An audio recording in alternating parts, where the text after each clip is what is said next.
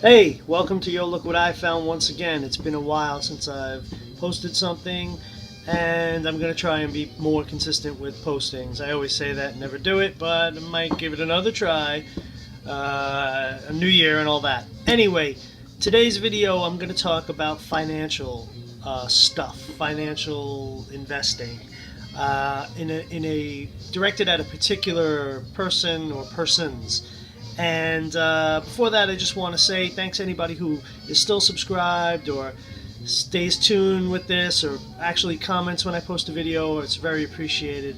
And I also want to say that this channel is mostly not about, my talks or rants, but usually about music-related stuff and record collecting and just finding things and digging for vintage stuff. And but I also use it kind of like blog-esque and to talk about topics that interest me. Speaking of that, I titled this video, Don't Listen to Jeff Berwick, Listen to Dalio and Bogle. What I mean by that is, there's a guy around the internet, and no disrespect to Jeff Berwick, I do not know him personally, and I don't think he's a bad guy or anything, but I think that there's a sensationalism that goes around this time of year, anytime there's fluctuation in the stock market, and when there's a coming time or a season that is typical of peaks and valleys and ups and downs and all that. And so that's when the sensationalism gets rolled out. So a couple years ago, people might remember that Jeff Berwick was famous for really going whole hog on the Shemitah. And I just liked the word, and I liked saying Shemitah, so I bought into it a little bit, and I was running around thinking like, yep, the Shemitah's coming. And the other guy, Jonathan Kahn, I think his name, he wrote a whole book, and the Shemitah, but the Shemitah didn't happen. So now, that has actually been addressed in Luke Radowski's most recent post, where he was actually speaking with Berwick, and I think it's kind of comical that they are suggesting that it was refreshing to hear them admit that they were wrong, but in the same breath they also suggested that because of Berwick's videos being so viral about the Shemitah and so reaching so many people, that the Shemitah controllers said, call the Shemitah off! Call it off! Call the Shemitah off! So, I don't know. I'm just poking a little fun, okay? So here's the thing, though. You want to talk about real investing. Here's one point. It's the only reason why I got it up today to make this video, is that I hear this said a lot when people who are talking about, they disregard hedging. Because people who talk about the sensational actions of what might happen and what might be coming, so prepare. There's nothing wrong with being prepared. There's nothing wrong with buying gold. There's nothing wrong with buying silver. There's nothing wrong with having any position in any item or commodity or institution, okay? But the thing is that there's a thing in typical classic investing called hedging and called all-weather strategy, and also staying the course. So there's a guy named Dalio who developed a very brilliant system, which I don't fully understand, and I'm not qualified to even talk about it, but I understand the basics of it. And that basics is that you shouldn't really try to time the market. You should not, well, that's more of Bogle's thing, but we'll get into Jack Bogle in a minute. Basically, you cannot have a crystal ball. It is a very hard thing to do. And even if there's signs pointing towards a certain time in history, like the next Great Depression, or 1939, or whatever you think is going to be on the next round the corner, you don't get yourself out of a position because one position hedges against the other. Example, I heard Berwick say today, you got to get out of bonds, or bonds are going to take a hit. Okay, but if you have a bond position and you have a real strategy like an all-weather strategy, you're going to keep your bond position, and you're just going to know that you'll lose money in that bond position. But if you have enough of other positions that are supposed to hedge against that bond position, then that's how your all-weather strategy would work. So if you're highly, diversified, and I would say highly indexed as well, because I do believe in Bogle's theory, even though it might be a little old to some modern investors, you would never pull out of any like investment. I mean, maybe you would in some cases, so maybe never. I should never say never, right? But I personally have a bond position, but I also have a gold position. I have a silvers position.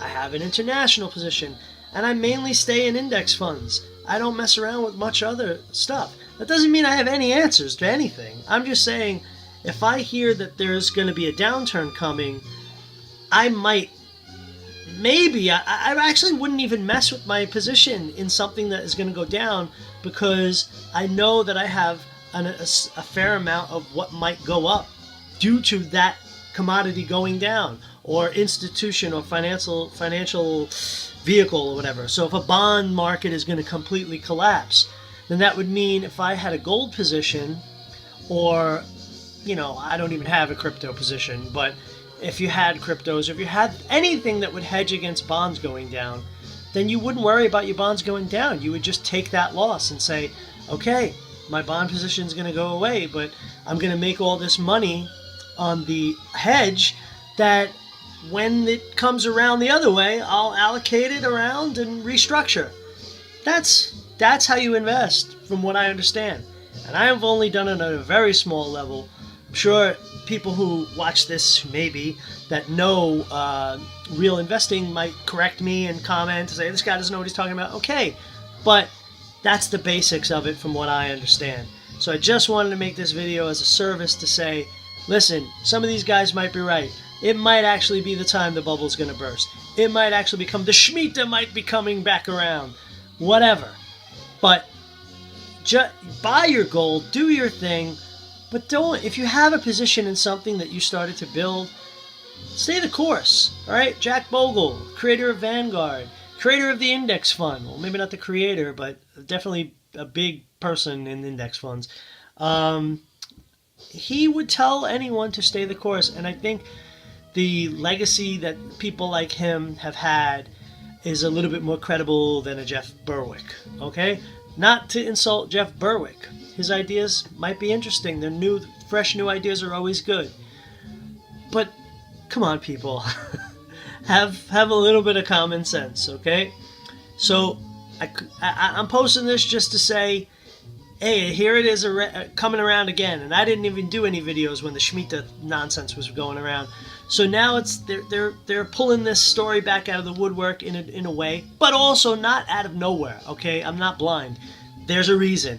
There is crazy financial ups and downs going on, and there's movement that could suggest the bottom finally dropping out after 15 years of Stansberry research and Ron Paul and everybody who's get it. If you know, I listened and I got a little bit of a gold position, not all of my wealth, maybe 2% to 5%. Okay, people, check out Ray Dalio, check out Jack Bogle, check out Tony Robbins' book on money.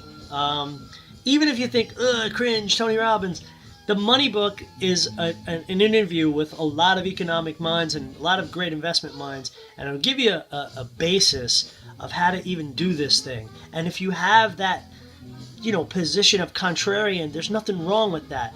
But if you learn the whole overall, like, different architects of it and how they all went about it, it'll give you maybe another hedge and another advantage. And that's all I really wanted to say. I want to try to keep this short. I've got babies to tend to, so I guess I should just cut it short here. I want to do these better and edit them and all that, but I wanted to do a quick thing on my phone and get this out there. So no disrespect to Berwick, no disrespect to We Are Change. This video is probably not even going to get anywhere by even mentioning those names, but I am promoting maybe some establishment in Dalio and Bogle. So, and Bogle isn't even the head of Vanguard anymore, but I think that's my only point here with this video. We'll have more videos on financial stuff. This is the first one. Stay tuned to Yo Look What I Found, or Yo Look What I and I Found. I can't even remember what the channel's called. But thanks for all my subscribers. If you like this, please subscribe. And also, if you want to contribute and help out my channel, I did sign up for a Cash App. It's $ clean and humble. CLEANANDHUMBLE. And you know, you could make a contribution, and any little bit helps. I don't think my monetization is really working anymore because I'm not a YouTube superstar, and they changed YouTube all around. So thanks a lot, and yeah, let's see what happens. Let's see how this round of the collapse plays out. But stay invested and stay the course, and be well diversified, and get all your hedges in order before you go and make any rash decisions. That's my little 2 cents. All right, and not crypto cents. Bye bye.